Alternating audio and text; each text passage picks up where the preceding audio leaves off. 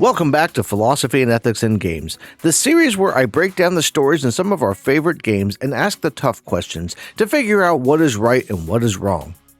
I'm Josh Bearheart Hawk, and today we're planning and failing a heist with Trevor and watching Michael go through a late midlife crisis in Grand Theft Auto 5. In case you missed any of the previous episodes in the Philosophy and Ethics series, I've linked a playlist in the description below. As I continue to break down this and other games, I'll add new videos to the playlist so you can find them all in one place. Before we can catch up with Trevor, we need to follow up with Michael, as his life is kind of falling apart with the reemergence of his old friend and accomplice. He loses his temper with Amanda and her yoga instructor Fabian, after Fabian gets a little too hands-on during their lesson. Between that and being drugged by his son, Michael is having an incredibly bad couple of days when Amanda decides to take the kids and leave him.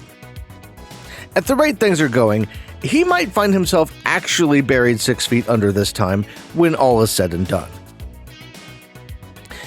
And we have to wonder here if Michael envisioned any of this happening when he took the deal with the FIB to get out of his life of crime. Presumably, he loved Amanda at some point, and she loved him. And the pair even decided to get married and have children. It makes sense that he would see that time in his life as a turning point, as starting a family is a big moment in most people's lives and usually causes some kind of upheaval. For most people, though, that upheaval is more along the lines of leaving behind the parties of college life and setting into a more suburban lifestyle with weekend barbecues and PTO meetings. There might still be the occasional weekend with the guys, but for the most part, the majority of people make that transition into adulthood and don't really look back except to occasionally reminisce on their youth. Michael can't seem to outgrow the immaturity, though. He enjoyed the fast-paced, adrenaline-fueled lifestyle that came with robbing banks and pulling off heists. And he found that giving up that way of doing things was easier said than done when it came right down to it. While that might be partially due to some kind of connection or addiction to the thrill of potentially being caught, or maybe a love for the chase of profits from his ventures, a lot of the issues that Michael is having with leaving his old life behind likely boil down to something much more basic: a general lack of self-awareness. He doesn't know what it is that was behind his desire for the life of crime, and he never took the time to really dig into who he is and what he wants out of life. He simply rolled with the punches and took things as they came. This even includes meeting Amanda and having kids, as he didn't really plan those things out either. Now, there's likely some deep-seated mental condition that he hasn't addressed that led him to this point, but that breakdown will have to wait for a future Friend or Foe episode on Michael. In a way, though, the reality of his situation is a lot simpler than it might seem on the surface. And it's one that millions of people face on a pretty consistent basis. He's tied his identity to his work. On the surface, that might seem kind of odd and really basic, but it's a problem a lot of people, especially those in older generations, have faced. Michael was born in the mid-1960s, placing him squarely in the oldest Generation X group. A group that heard a lot from their elders growing up about how important a career was and how they needed to prioritize work above all else. Men of that generation especially were expected to work long hours, including evenings and weekends, and family was nothing more than a driving factor for that work. Even if Michael wasn't in a professional, legal career, he would have seen many people around him in that situation, both in real life and in the movies that he idolized from the older directors like Solomon Richards. In his mind, even if subconsciously, he would have tied work and career to success with no other real motivations or hobbies to speak of.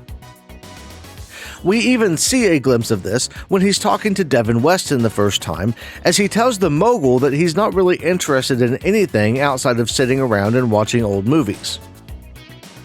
And not having any hobbies, making work your whole life or a large portion of it, means that when it comes time to retire, or when your ability to do the job that you've become so tied up in is compromised, you lose your sense of self and wind up wasting away. This is why so many men in older generations would put off retiring or refuse to do so outright, and would die off within a short period after retiring. They had nothing outside of work and didn't know how to keep themselves occupied or busy without it. And that's why Michael is struggling so much. He only knows how to be a thief, something he admits to Franklin at one point, and he has no idea who he is or what he wants outside of that. He felt forced to retire because he wanted a better life for his kids and Amanda, but he wasn't ready to retire, and he didn't know what to do with himself outside of sitting by the pool and looking up at the sky, listening to oldies as he faded into obscurity. But now, with his family gone and his world spiraling out of control, he has some decisions to make about how to move forward, and a lot of thinking to do if he ever wants his life back in any meaningful way. While he's struggling with finding himself, though, we can focus on someone who knows exactly who he is and what he wants. Trevor. After settling down in Los Santos and finding Michael, Trevor begins looking for something to rob because the leader of Trevor Phillips Enterprises can never rest on past accomplishments and always needs new opportunities. Wade's cousin Floyd works down at the Los Santos docks, and not wanting to miss the chance at stealing something big, Trevor suits up and spends a day working alongside him and spying on a massive ship that's been being guarded by the private security firm Merryweather. Merryweather is only involved when there's something important and potentially expensive to be protected, and Trevor is quick to lock in on the ship and send the details over to Ron back in Sandy Shores so that he can do some digging. Now, one thing we see as we're walking toward the dock area is a couple of Merryweather guards beating down one of the dock workers, and this opens one can of worms that we can discuss. The government, even in real life, uses private contractors and sometimes even private security companies for a myriad of things. These organizations have a long and sordid history when it comes to things like committing war crimes, or alleged war crimes, among other things, and it's worth spending a few minutes talking about because there's history there that we should be learning from. Focusing on the United States specifically, the use of what are known as mercenaries or private military contractors, PMCs, goes back to at least the American Revolution, with people like Marquis de Lafayette and Friedrich von Steuben helping the Continental Army while not being actually employed by what would eventually become the Continental Congress and new United States government. After the Republic was formed, the government would employ the use of privateers in addition to the small navy it had as a means of defending the newly formed country from the bigger and more powerful British Navy in the War of 1812. This wasn't the first time they'd used what were basically state-sanctioned pirates, as they had used them in the Revolution as well, but it was one of the more notable uses early in the nation's history. Mercenaries would show up in the Civil War as well, and would often be employed in situations where the government wanted to intervene in foreign affairs in a less official capacity. This was mainly to provide those in charge with plausible deniability in the event they were called out for their actions, but it also helped shape the world in various ways when the people of the United States wouldn't have otherwise supported sending in troops.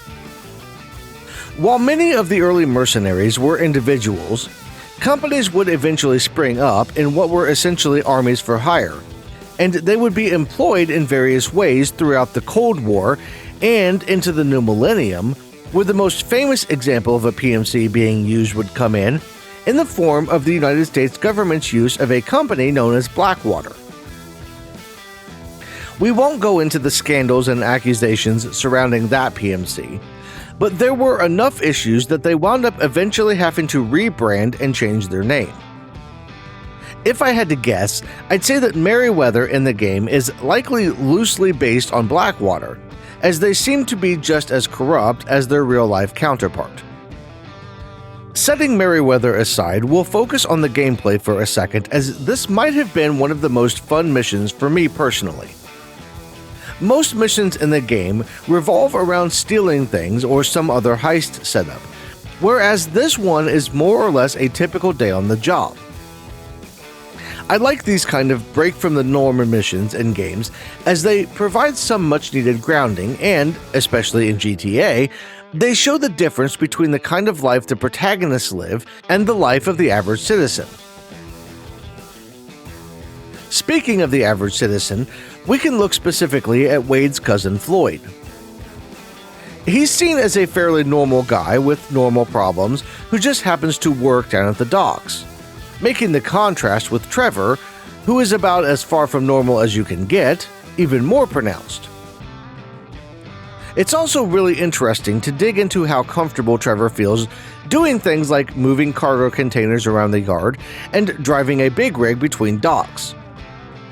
He's extremely hands-on, even when it comes to his own company, and if it weren't for his problems with authority, he could probably excel at any job he wanted to take on.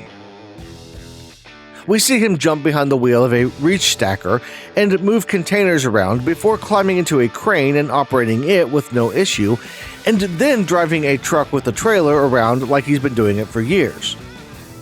Not many people would be able to just jump into all of these scenarios and get the job done so easily, and we've got to at least acknowledge that skill set.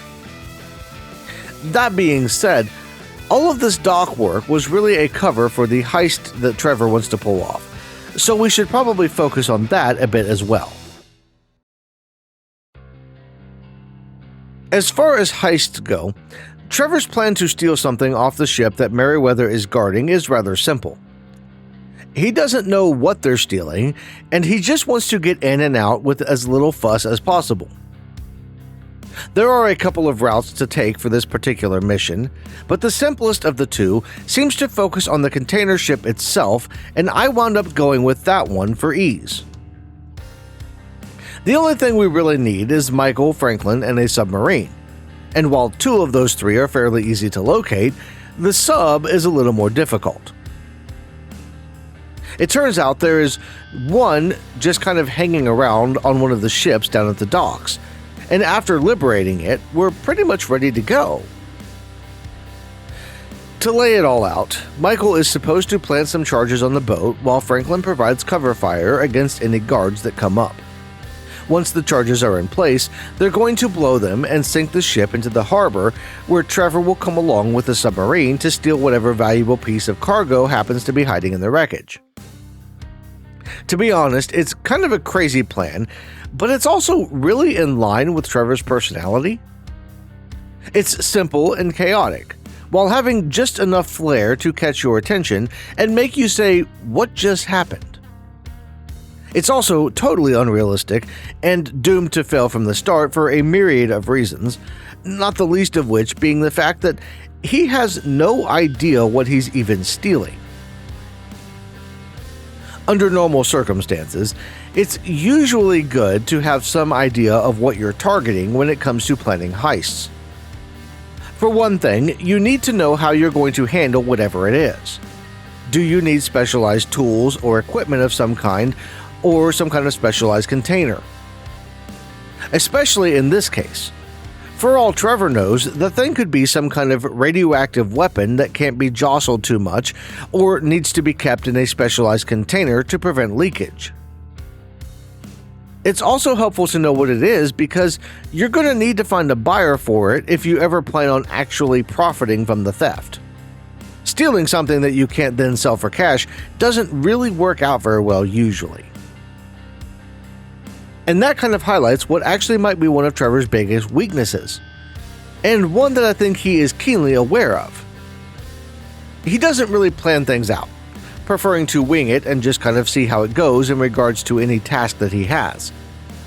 We saw a bit of this when we first met him, as he decided to take out the Lost MC and the leader of the Aztecas on a whim, and when he decided to hit the airfield held by the Lost MC and steal their planes in the same manner. For the most part, this kind of works out as he's able to accomplish his goals in one way or another. But when it comes to planning bigger things like heists, it doesn't go so well.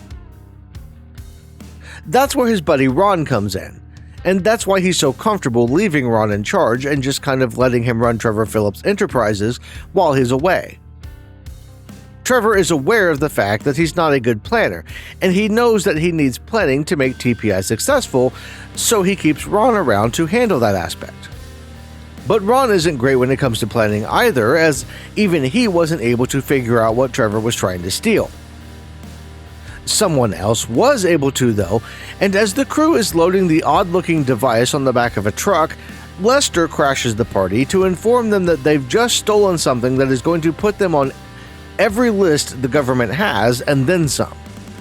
The only option is to return the device to save their own skins, and Lester joins Floyd to take the thing back, as Trevor insists Michael owes him a score, and the three leave the area and head for their next job.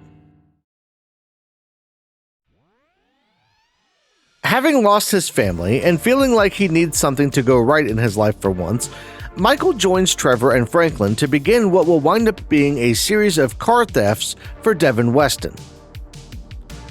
The likely eccentric but also wealthy and powerful Weston tells the crew that he's got a series of 5 cars that he'd like them to acquire for him.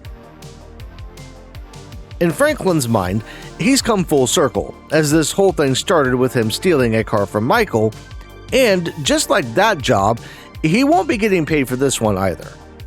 At least not in the short term. If this was a different series, we might count the laws broken in the first couple of missions. But instead, we're going to focus on something a bit more nuanced. See, laws are black and white. You've either broken them or you haven't. In the first vehicle theft mission, for instance, Michael and Trevor dress up as cops, and all 3 members of the crew weave in and out of traffic at excessive speeds, breaking dozens of laws in the process. But ethics are a little more gray, and depend on a number of factors. The guys we're stealing the cars from are, according to Devin, a couple of trust fund babies that he doesn't like. Now, we can't say for certain that they are the kind of people who deserve to have their rides taken, but if we want to have a little fun with it, we can dissect what we see from them and extrapolate based on the evidence. Normally, this wouldn't really work to justify our actions, but we do partake in this kind of judgment in the real world on an almost daily basis. The most prominent example of this kind of behavior is seen in the idea of schadenfreude that we've discussed before. Maybe someone cut you off in traffic and then got stuck at a red light, or even better, got pulled over. Perhaps someone was rude to you in line at the grocery store, and then one of their bags ripped as they walked out the door. We all get that slight feeling of joy inside when things like that happen, as we see someone get their comeuppance. But we don't really stop to think about their circumstances and what brought them to that moment. Maybe the person who cut you off had a bad day at work and is trying to get home to a sick loved one. Maybe the person at the store has a child in the hospital and isn't really focused on anything other than getting back to them after the first break from the bedside in days. What I'm talking about here is empathy, and it's something that doesn't come quite as easy as it should in most people. It's the ability to put ourselves in the shoes of others and realize that a moment of anger or a misspoken word isn't necessarily indicative of what that person is really like deep down. Empathy is also something that takes more energy than giving in to the feeling of schadenfreude, and it requires a conscious effort by most people.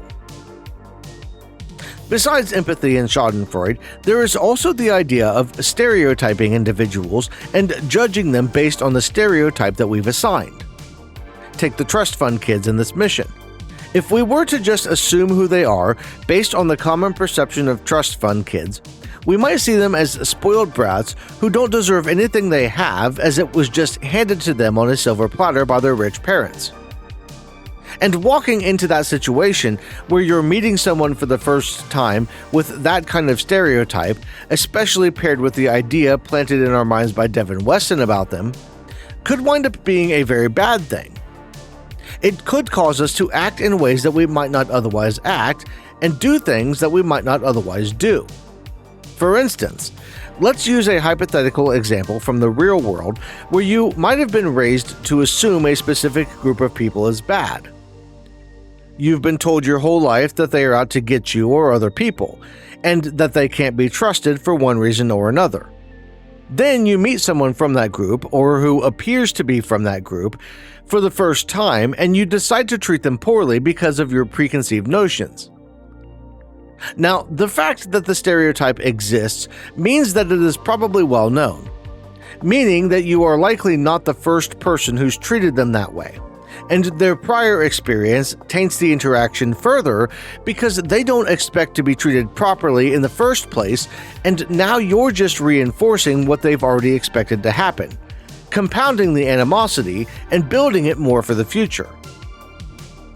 This is how blood feuds and wars start, and it's a big driver of conflict in the world as we know it. People make assumptions about each other without stopping to think about whether those assumptions are justified or harmful. And they don't bother to talk to anyone in the other group because they just know how the interaction will go.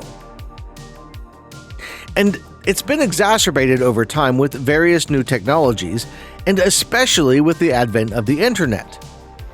You don't even have to meet people in person to make assumptions about them these days. And a disagreement about one point winds up equaling the end of conversations where you might find that you agree with 99% of the rest of what they have to say. The lesson we can learn here should be obvious, but it's that we all need to take time to reflect on our own biases and question the stereotypes that we've learned about the other people in the world around us. As for the trust fund kids in GTA 5, well, they don't get the benefit of the doubt because this is a video game and we are required in this instance to commit Grand Theft Auto. After stealing the cars and taking them back to Devin Weston's garage in Los Santos, we are given instructions about how to secure the third of the 5 cars. But that job will have to wait for next week. In the meantime, you should absolutely hit the like button on this video because that's the only way to keep Trevor's temper in check. You should also subscribe to Lost in Games here on YouTube so you don't miss any of the philosophy and ethics in games videos I release weekly, and so you don't miss any of the Friend or Foe episodes I've got planned covering your favorite GTA characters and more. For those of you that would like to help fund my next heist, I've got channel memberships, a Patreon, and a membership program on my website where you can help me continue making videos about our favorite games and characters while getting cool perks like having your name on the screen in videos. All of that is linked below. That's all I've got for this one. I want to thank you all for watching, and I'll see you in the next one.